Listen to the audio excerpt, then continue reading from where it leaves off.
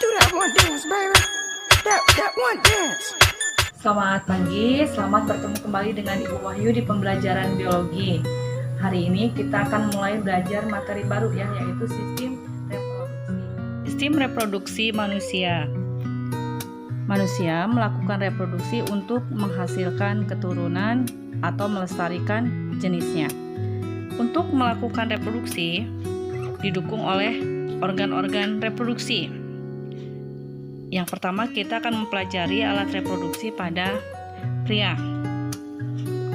Pada pria, alat reproduksi berfungsi menghasilkan sel sperma dan menempatkan sel sperma ke dalam alat kelamin wanita.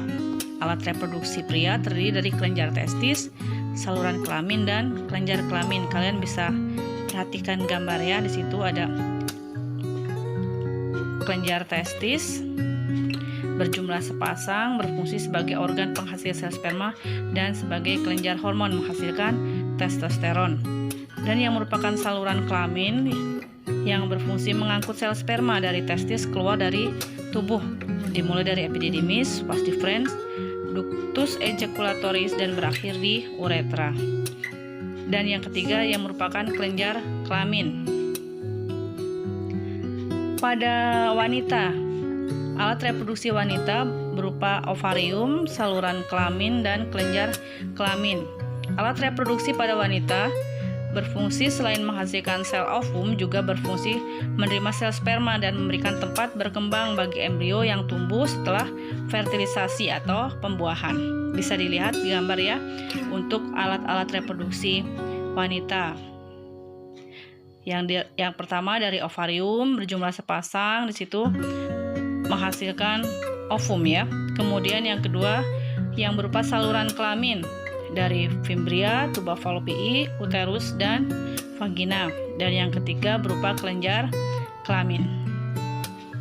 Proses pembentukan sel kelamin gametogenesis pada pria itu disebut spermatogenesis yang terjadi pada testis, dan kalau pada wanita proses pembentukan sel kelamin disebut oogenesis, terjadi pada ovarium.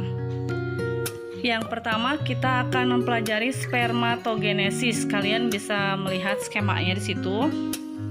Spermatogenesis dimulai pada saat pubertas. Diperhatikan, dari setiap sel spermatogonia bisa menghasilkan 4 sel sperma yang fungsional. Bisa dilihat di situ, dari satu sel spermatogonia bisa menghasilkan 4 sel sperma. Nah, di sini untuk sel sperma yang sudah matang bisa dilihat strukturnya: akrosom, kepala, badan sperma, dan kemudian memiliki ekor ya. Kemudian pada wanita, proses pembentukan sel ovum terjadi di ovarium ya, yang disebut oogenesis. Dimulai saat masih embrio dan diteruskan sampai pubertas. Dari setiap satu sel oogonia itu menghasilkan 1 ovum yang fungsional dan 3 badan polar yang tidak fungsional. Menstruasi merupakan suatu keadaan keluarnya darah, lendir, dan sel-sel epitel yang menyusun dinding rahim. Apabila seorang perempuan mengalami menstruasi, maka akan keluar darah melalui vaginanya. Menstruasi biasanya terjadi 1 bulan sekali. Siklus menstruasi akan terjadi apabila sel telur yang dihasilkan oleh ovarium tidak dibuahi oleh sel sperma. Pada siklus menstruasi terdapat 3 fase, yaitu fase menstruasi, fase proliferasi, dan fase sekretori. Fase pertama adalah fase menstruasi. Pada fase ini, hormon FSH atau follicle stimulating hormone memicu berkembangnya folikel dalam ovarium. Hormon FSH adalah hormon yang dihasilkan oleh kelenjar pituitari atau hipofisis. Kelenjar tersebut terletak di otak bagian depan. Pada fase ini, dinding rahim luruh dan seorang perempuan mengalami menstruasi. Pada awal perkembangannya, folikel menghasilkan hormon estrogen dan hormon progesteron. Hormon estrogen dan progesteron ini akan memicu dinding rahim untuk menebal. pada saat ini dinding rahim sedang mengalami fase proliferasi. Tujuan dari menebalnya dinding rahim adalah untuk mempersiapkan tempat melekatnya embrio apabila sel telur dibuahi oleh sperma. Fungsi lain dari hormon estrogen adalah memicu kembali kelenjar pituitari untuk menghasilkan hormon FSH dan LH atau luteinizing hormone. Hormon LH terus diproduksi dan meningkat secara mendadak. Peningkatan hormon LH ini akan memicu pengeluaran sel telur dari folikel yang telah matang.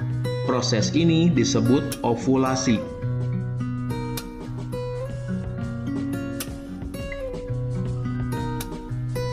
Fase ketiga adalah fase sekretori. Folikel yang telah melepaskan sel telur akan berubah menjadi korpus luteum. Sel telur yang telah diovulasikan akan ditangkap oleh fimbriae dan akan bergerak menuju tuba falopi. Jika pada saat itu sel telur tidak dibuahi oleh sperma atau tidak terjadi fertilisasi, maka akan dikirimkan sinyal tertentu pada korpus luteum untuk tidak memproduksi hormon estrogen dan progesteron lagi. Dengan demikian, pada fase ini, jumlah hormon estrogen dan progesteron pada perempuan menjadi rendah. Rendahnya hormon estrogen dan progesteron menyebabkan jaringan penyusun dinding rahim rusak dan pembuluh darah yang ada pada dinding rahim pecah, sehingga perempuan akan mengalami menstruasi. Apa yang terjadi jika kemudian sel telur itu dibuahi oleh sel sperma? Sel telur keluar dari ovarium, ditangkap fimbriae, kemudian memasuki tuba falopi.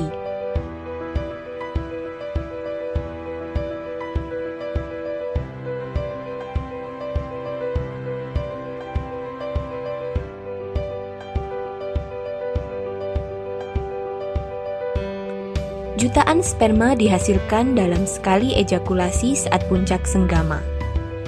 Sesaat setelah dipancarkan di dalam mulut rahim, sel sperma bergerak ke rongga rahim untuk mencari sel telur yang matang dan siap untuk dibuahi. Dari jutaan sperma yang dipancarkan, hanya beberapa yang dapat bertahan hidup mencapai indung telur, dan hanya satu yang dapat mencapai dan hidup di indung telur. Sperma kemudian mempenetrasi ke dalam sel dinding telur, kemudian mengkombinasikan materi genetiknya dengan sel telur dalam proses yang disebut pembuahan. Sel telur yang telah mengalami pembuahan selama perjalanannya menuju rahim, zigot akan mengalami beberapa perubahan.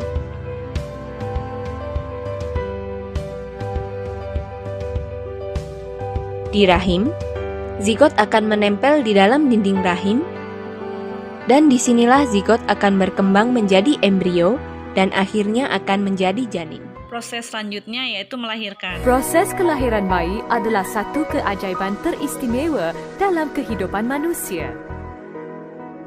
Pada saat kelahiran, kepala bayi dalam rahim ibu berada dalam keadaan menjunam ke arah serviks atau pintu rahim, hanya menunggu masa untuk disambut. Tahap pertama proses bersalin bermula dengan kontraksi rahim yang singkat dan kerap. Kontraksi yang berlaku jarang-jarang ini menghentam pintu rahim sehingga terbuka selebar 10 cm. Pada tahap kedua proses bersalin, kontraksi semakin kuat dan lebih kerap dengan kesakitan yang meningkat. Apabila kepala bayi semakin menurun ke arah faraj atau vagina, air ketuban akan mula pecah. Bucu kepala bayi mula kelihatan pada bukaan faraj dan menusuk keluar akhirnya. Proses ini dikenali sebagai crowning. Kontraksi yang berterusan menolak bayi keluar sehingga kepalanya kelihatan di luar.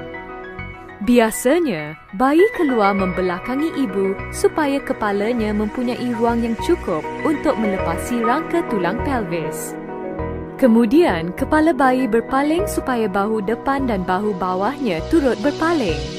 Kontraksi terakhir membolehkan bayi keluar sepenuhnya dengan tali pusatnya masih tercantum.